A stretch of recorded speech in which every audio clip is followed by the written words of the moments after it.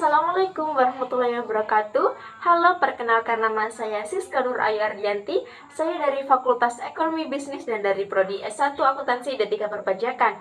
Di sini saya akan menjelaskan materi tentang tahap pencatatan atau jurnal transaksi sebagai UTS pengantar akuntansi dari dosen pengampuh yaitu Dwi Kartikasari, SAMAK. Sebelum saya putar videonya, jangan lupa komen, like, share, and subscribe. Tanpa menunggu lama-lama, silahkan menonton. Iki kudune damkar iki. Lah iki kudune damkar, nek ora damkar ya ora iso no. Few moments later.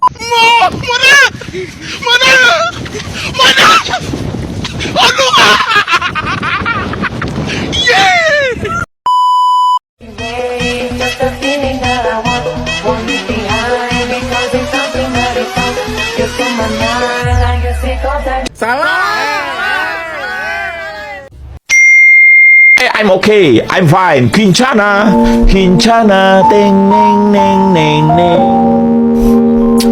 Ku menahan rasa sakit,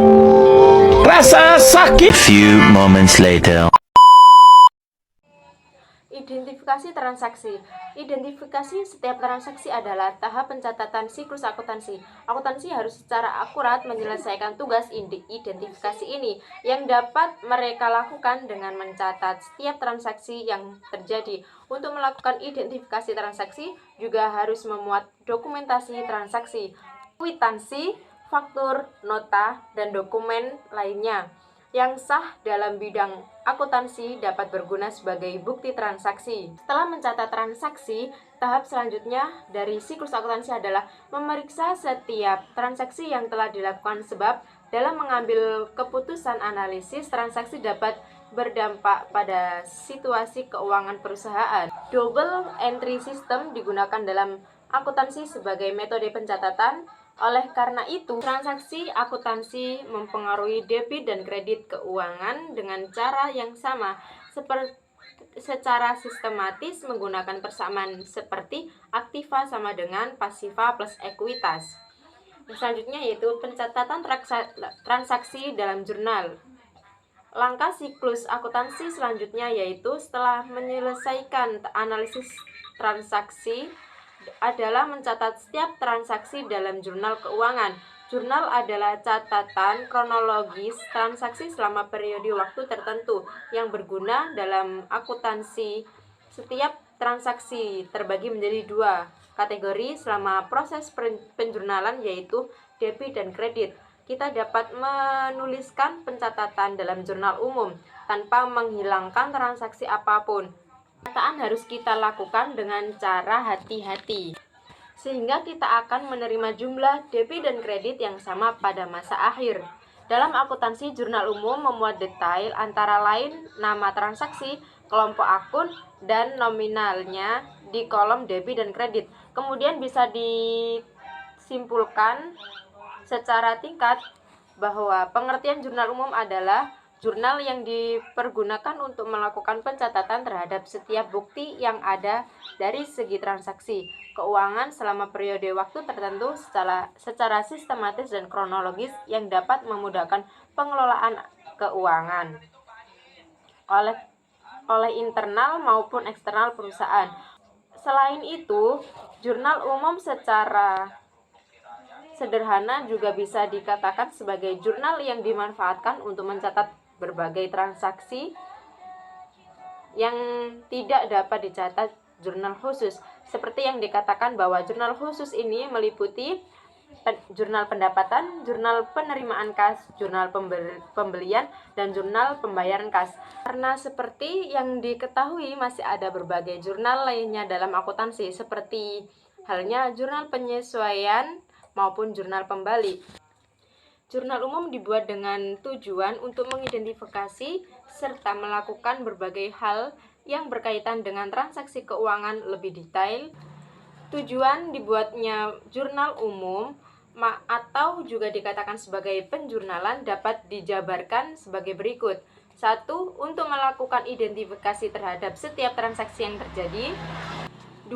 Untuk menentukan nilai transaksi. 3. Untuk mencatat dampak ekonomi transaksi, dan yang terakhir yaitu untuk memudahkan proses pemindahan dampak transaksi ke akun yang sesuai. Dari uraian tujuan penjualan di atas, dapat diketahui bahwa jurnal umum lebih banyak dipergunakan dalam pembukuan suatu perusahaan jasa dibanding perusahaan dagang. Alasannya yaitu karena segala transaksi dalam suatu perusahaan jasa akan dicatat secara kronologis, berbeda dengan perusahaan dagang yang lebih efektif jika menerapkan akuntansi dengan membuat jurnal khusus. Dari pengertian jurnal umum maka dapat kita ketahui bahwa fungsi jurnal umum yang paling mendasari adalah sebagai tempat mencatat segala transaksi keuangan selama periode tertentu dengan cara sistematis dan kronologis. Di atas saya sudah memberikan contoh kasus, yaitu transaksi yang pertama tanggal 5 Januari 2020. Pak Hari melakukan investasi ke perusahaannya PT Hari Mulia Bersama senilai 500 juta. Transaksi yang kedua yaitu tanggal 11 Januari 2020 dibayarkan uang senilai 20 juta untuk keperluan sewa kantor selama 1 tahun.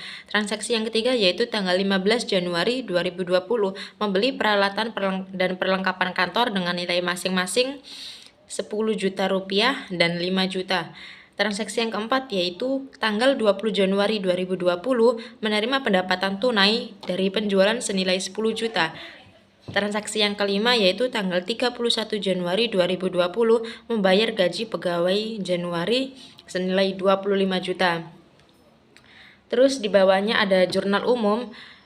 Jurnal umum yaitu ada 5 kolom, yaitu kolom pertama tanggal, kolom kedua keterangan, kolom ketiga referensi, yang kolom keempat yaitu debit, dan yang terakhir itu kredit.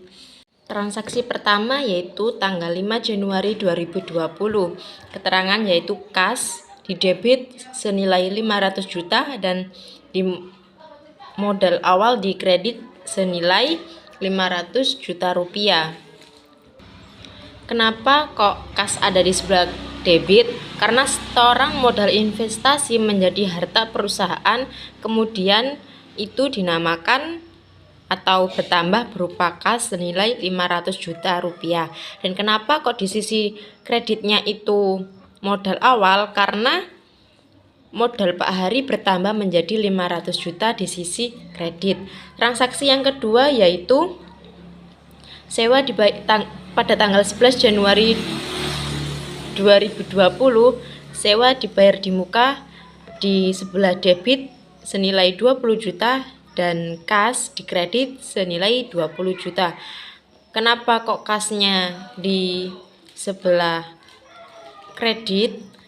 Karena harta perusahaan yaitu kas berkurang senilai 20 juta. Dan untuk sewa, maksudnya untuk bayar sewa. Terus perusahaan memiliki aset yang berupa sewa dibayar di muka senilai 20 juta di sisi debit. Transaksi yang ketiga yaitu pada tanggal 15 Januari 2020, yaitu peralatan di debit senilai 10 juta, perlengkapan di debit senilai 5 juta, dan kas di kredit senilai 15 juta rupiah. Nah, kenapa kok peralatan sama perlengkapannya di debit? Karena aset perusahaan masing-masing bertambah, yaitu peralatannya sama perlengkapannya itu bertambah. Untuk peralatannya itu senilai 10 juta dan perlengkapannya itu 5 juta. Namun, kenapa kok kasnya berada di kredit? Karena untuk membeli peralatan dan perlengkapan kita menggunakan uang kas. Maka dari itu, uang kasnya berkurang di sebelah kredit senilai 15 juta rupiah. Untuk transaksi yang keempat yaitu tanggal 20 Januari 2020, yaitu kas pada debit senilai 10 juta rupiah dan pendapatannya di kredit senilai 10 juta rupiah. Kenapa kok kasnya di debit? Karena aset perusahaan yaitu berupa kas bertambah senilai 10 juta. Maka dari itu disisihkan di sebelah debit. Terus kenapa kok pendapatannya berada di sisi kredit? Karena laba dari penjualan tersebut menjadikan pendapatan bertambah di sisi kredit senilai 10 juta rupiah. Selanjutnya transaksi yang kelima yaitu tanggal 31 Januari 2020, beban gaji di debit senilai 25 juta dan kasnya di sebelah kredit senilai 25 juta rupiah. Kenapa kok beban gajinya ada di sebelah debit? Karena itu kan untuk membayar gaji pegawai selama bulan Januari selama 25 juta rupiah. Terus kenapa kok kasnya di sebelah kredit? Karena aset perusahaan itu yang berupa kas itu berkurang. Jadi uang kasnya itu berkurang senilai 25 juta, makanya ada di sisi sebelah kredit. Dari transaksi tersebut, langkah selanjutnya yaitu menjumlah antara debit dan kredit. Untuk debit jumlahnya yaitu 570 juta rupiah dan sisi kredit juga yaitu 570 juta rupiah. Kalau sudah sama atau balance berarti transaksinya sudah benar. Tapi kalau salah satu ada yang kurang atau tidak sama, mungkin ada salah satu dari transaksi yang kita masukkan ke dalam jurnal mungkin ada yang salah. Sekian dari saya. Kalau ada penjelasan yang kurang difahami, mohon maaf yang sebesar-besarnya karena di sini saya juga masih belajar. Wabillahi taufiq wal hidayah. Assalamualaikum warahmatullahi wabarakatuh.